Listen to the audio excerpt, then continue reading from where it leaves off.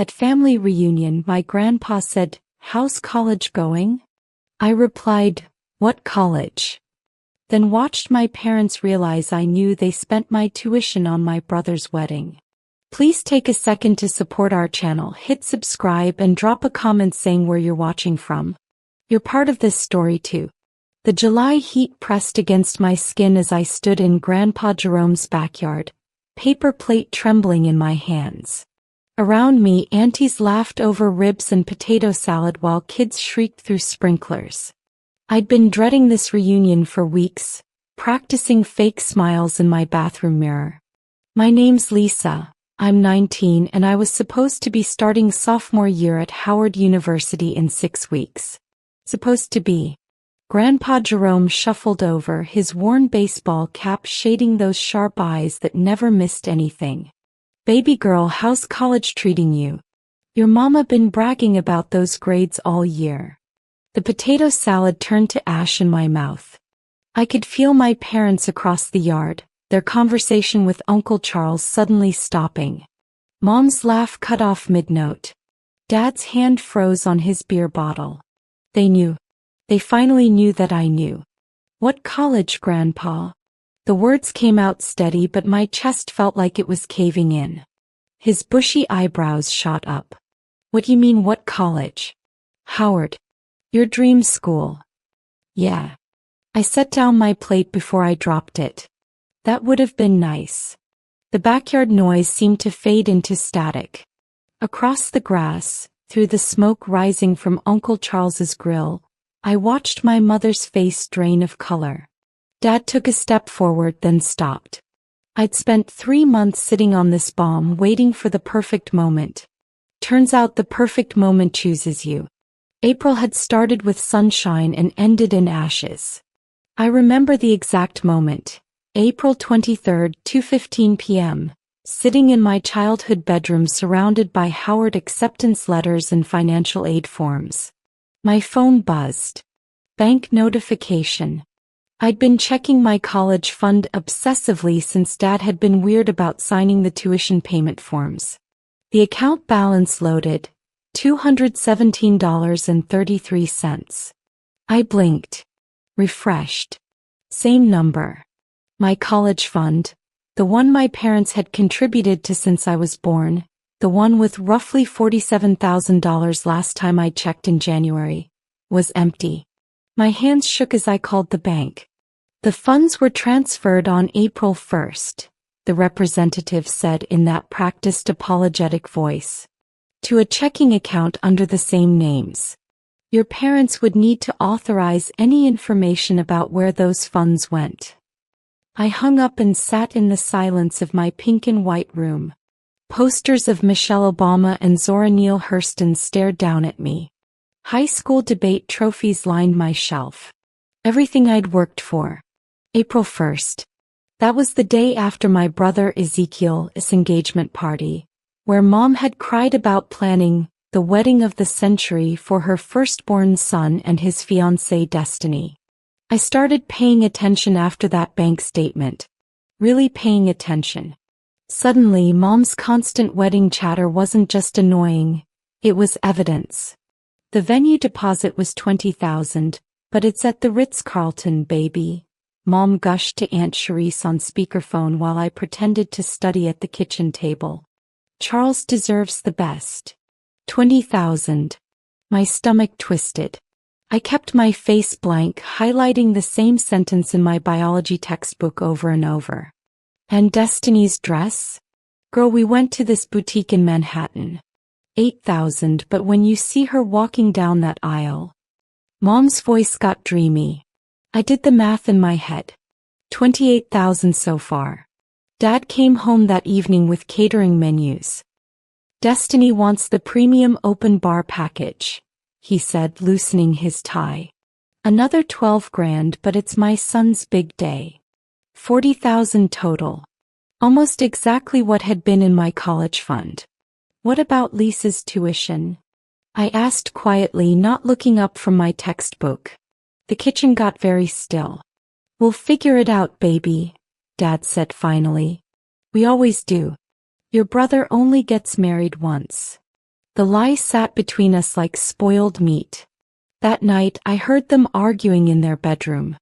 "She's gonna figure it out, Leon," Mom hissed. Dad's response was muffled. "Charles is our son. This wedding is important for the family image." Family image. Not my education. Their image. I became an actress. Every morning I braided my hair, put on my smile, and pretended I didn't know my future had been sold for centerpieces and champagne fountains. "You excited about Howard, Lisa?" Dad asked at dinner 3 days later. I chewed my chicken slowly, tasting nothing. "Yeah, Dad. Real excited." Mom beamed. "My baby girl at Howard. We're so proud." The words I wanted to scream stayed locked behind my teeth. "Then why did you steal from me?" Instead I said, "Thanks, Mom. I know how much you've sacrificed." Her smile flickered. Good. I wanted her uncomfortable. I started keeping a journal documenting everything. Every wedding expense they mentioned, every lie about handling my tuition, every time they chose Ezekiel over me. May 3rd. Mom bought a designer mother-of-the-groom dress. $2,500. For the photos, she said. May 15th.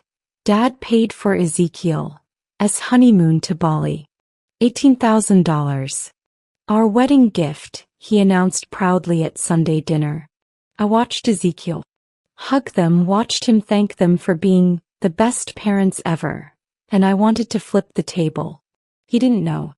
They'd successfully kept him ignorant of what they'd stolen from me to fund his happiness. "You okay, sis?" Ezekiel asked, catching my expression. "Perfect," I lied. "Just thinking about college." The irony tasted like poison. June arrived, and with it came Howard's final tuition deadline. I sat at the kitchen table with my laptop, the payment portal glowing. Mom and Dad were in the living room, arguing in whispers about flower arrangements. "We need to talk about my tuition," I called out. They came in looking guilty and defiant at once, a combination I'd learned to recognize over the past 2 months. Dad sat down heavily. "Baby girl, we've been meaning to discuss this." "Discuss what?" "The fact that my college fund is empty." Mom's eyes widened. "You checked the account?" "It's my future, Mom." "Yeah, I checked." The words came out harder than I'd planned. Dad rubbed his face. "Lisa, honey, the wedding got more expensive than we anticipated. But we have a plan. You can take out student loans for your first year, and we'll help you pay them back after Charles gets settled." Student loans. $60,000 in debt before I even started. "You took my money," I said slowly, "spent it on Charles's wedding, and now I should go into debt?" "It's not like that," Mom started. "Then what's it like? Explain it to me." They couldn't. They sat there with their excuses dying on their lips, and I realized they'd never planned to tell me. They'd hoped I wouldn't notice, wouldn't check, would just accept the loans as normal. I stood up. "When's the reunion at Grandpa Jerome's?" "July 20th, Mom whispered. "Good," I said. "I'll tell everyone there what you did." Dad's face went red. "Don't you dare embarrass this family." My brother found me on the porch that night, where I'd escaped to breathe air that didn't taste like betrayal. He was 26, worked in finance, always had everything together. Golden child. What's going on?" He sat down beside me, genuine concern on his face. "Mom and Dad are acting weird." I studied him. My brother who'd taught me to ride a bike, who'd scared off my terrible high school boyfriend, who'd always protected me. Did he deserve to know his happiness cost mine? "They spent my college fund on your wedding," I said flatly. The color drained from his face. "What?" $47,000. Gone. Venue, dress, catering, your honeymoon. All of it. Now they want me to take out loans while you and Destiny dance at the Ritz-Carlton. Ezekiel stood up fast, his chair scraping. "That's not, they wouldn't." Check your wedding bills, Charles. Add them up. He pulled out his phone with shaking hands, texting someone, probably Destiny. I didn't know, he said finally. I swear to God, Lisa, I didn't know. They said they'd been saving for this. They had been saving. For me. My voice cracked. For my education. My future. But I guess that didn't matter as much as your open bar. His face twisted. Don't. I'll fix this. How? The money's spent. The wedding's in 3 weeks. Ezekiel. Pace. I'll cancel it. Don't cancel your wedding, Charles. I'm not the villain here. But I could see the wheels turning in his head, guilt and anger warring. What are you going to do? Destiny showed up the next morning and I knew immediately Ezekiel had told her. Her designer purse probably cost more than my monthly groceries. She'd never worked a real job in her life. Ezekiel supported her influencer career that consisted of posting gym selfies. We need to talk, she announced, barging into my room without knocking. I looked up from my laptop where I'd been researching scholarship applications. Charles told me about this college fund nonsense. Nonsense. The word hit like a slap. It's not nonsense. It's theft. Destiny rolled her eyes, leaning against my doorframe. Don't be dramatic, Lisa. Your parents made a choice to invest in their son's future. Marriage is important. You can go to community college or whatever. Something in me snapped. Community college or whatever. I got into Howard. Full academic scholarship for tuition, but I still need money for housing, books, food. That's what the fund was for. So get a job, Destiny said, examining her nails. That's what normal people do. Not everyone gets handed $40,000. The audacity. My parents saved that money for me. They had no right to give it to you. He smiled sharp cold. They gave it to their son. For our wedding. Which is happening at the Ritz-Carlton in 3 weeks, whether you like it or not. Stop trying to guilt trip everyone. I stood up slowly. Get out of my room. Gladly. Lisa, you're still expected to be a bridesmaid. Don't embarrass the family. After Destiny left, I pulled up my journal and started compiling everything. Every receipt I'd photographed when Mom left her wedding binder open. Every overheard conversation I'd recorded on my phone. Every text message where they'd discussed handling Lisa's college situation later. I created a spreadsheet. Venue, $20,000. Destiny's dress, $8,000. Catering, $15,000. Photographer, $5,000. Flowers, $3,500. Band, $4,000. My brother's suit, $1,200. Mom's dress, $2,500. Honeymoon, $18,000. Party favors, invitations, the engagement party I hadn't included yet. Another $6,000. Total, $81,200. They'd spent almost double my college fund. I felt sick. Where had the rest come from? I checked my younger sister Aisha's college account. The one for my 15-year-old sister. The balance that should have been around $30,000 showed $18,000. They'd stolen from both of us. Lisa. Aisha's voice came from my doorway. Can I come in? She looked scared, clutching her phone. I waved her in. Did you know about my college fund? She nodded, tears forming. I heard them fighting about it. Mom said you were being selfish for wanting to go to a fancy school when Charles needed help starting his life. Selfish.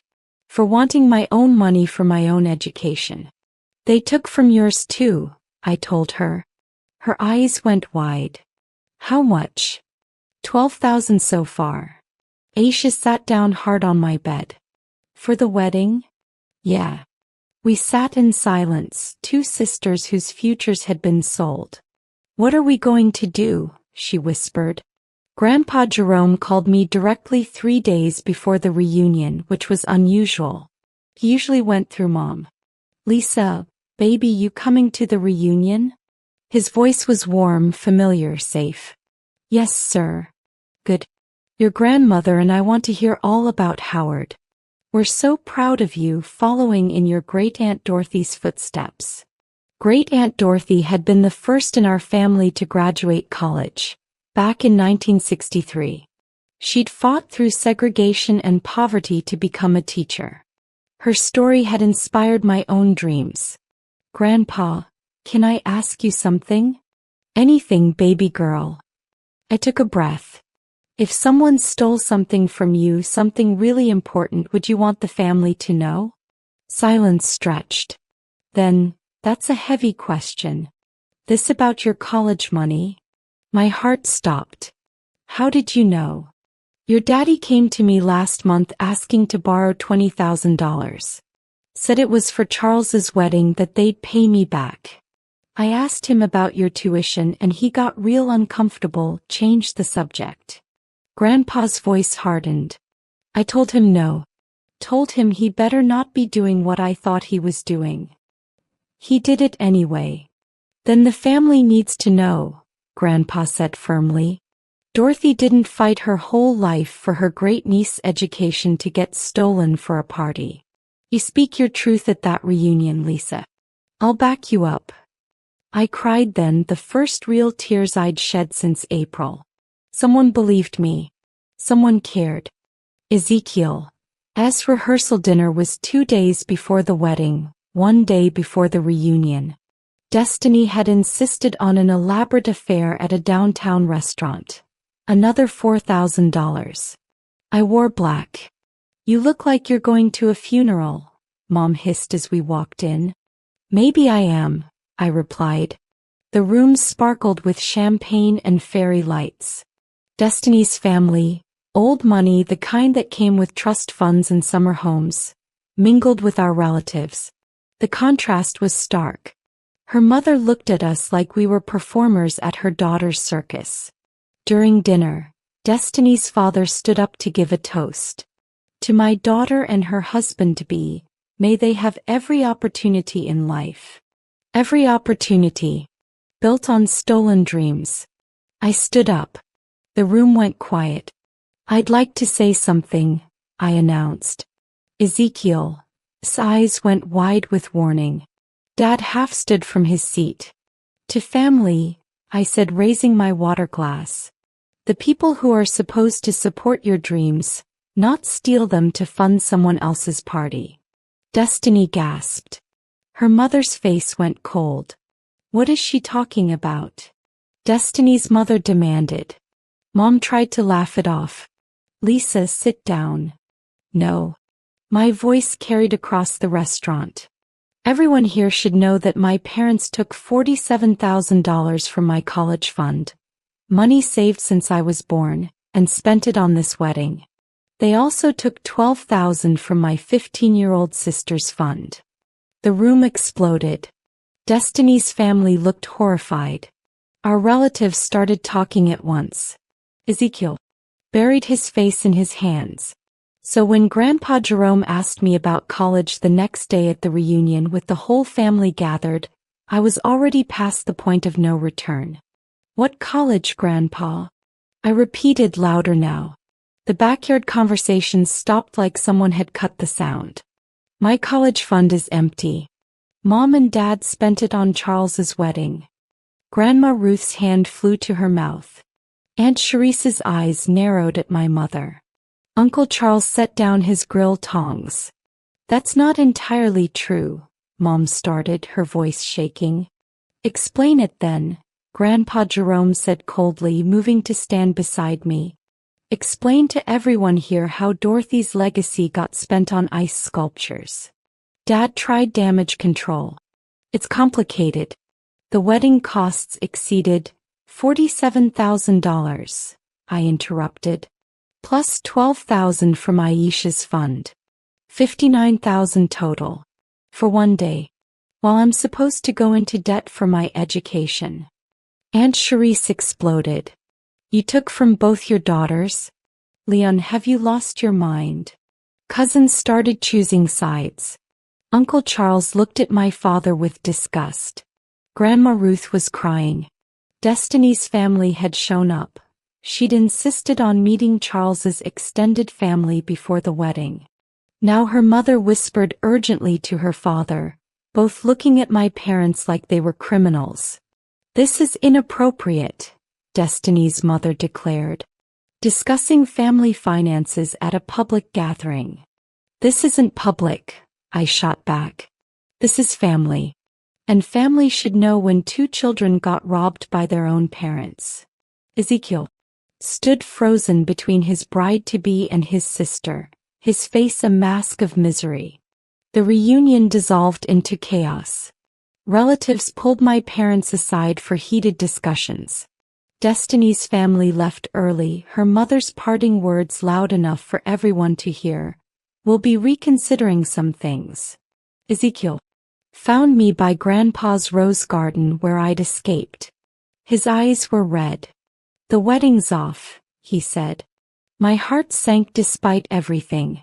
Charles, not cancelled. Postponed. Destiny and I are paying for it ourselves. Smaller venue, fewer guests. Her parents agreed to help, but we're not taking another cent from Mom and Dad. He sat down on the garden bench. I'm also giving you $20,000. I stared. What? I have savings. It's not everything they took, but it's what I can spare right now. Destiny agreed. It was actually her idea after she realized what happened. But at the rehearsal dinner she said, she didn't know the full amount. He thought it was like $5,000, not your entire fund. When I told her everything last night, she was horrified. Ezekiel, voice cracked. I'm so sorry, Key. I should have asked questions. Should have wondered why they were so generous. It's not your fault. Isn't it? I benefited. That makes me complicit. He pulled out his phone, showing me a bank transfer confirmation. $20,000 sent to my account an hour ago. I burst into tears. Angry, relieved, grateful tears. My brother held me while I sobbed. It's not enough to fix everything, he said. But it's a start. 2 months later, I stood in my dorm room at Howard University. The view wasn't spectacular, just a parking lot and other buildings, but it was mine. Ezekiel, as $20,000 had covered my housing deposit and first semester's living expenses. Grandpa Jerome had given me $5,000 more, calling it Dorothy's Legacy Fund. Aunt Charisse had organized a family collection that raised another $8,000. I'd gotten a work-study job in the library. I was here. My parents and I weren't speaking. They'd called me ungrateful, said I'd humiliated them, destroyed Ezekiel's wedding plans. But at the reunion, after I'd walked away from the chaos, Grandma Ruth had taken my hands. Baby girl, you did the right thing, she'd said. Sometimes family needs to be called out. Sometimes truth matters more than peace. Aisha video called me weekly, counting down until she could escape too. I'd promised her I'd help protect her remaining college fund. Ezekiel and Destiny had gotten married last week in a small ceremony at a botanical garden. It was beautiful. Intimate. I'd been his best woman. My parents hadn't understood why they weren't invited. I pinned a photo of Great-Aunt Dorothy above my desk. Her graduation photo from 1963, her smile proud and defiant. She'd fought for her education against impossible odds. I'd fought for mine too, just against different enemies. My phone buzzed. A text from Mom. When are you coming home? I typed back, I am home. And finally, after everything, I meant it. The life I'd fought for was finally beginning.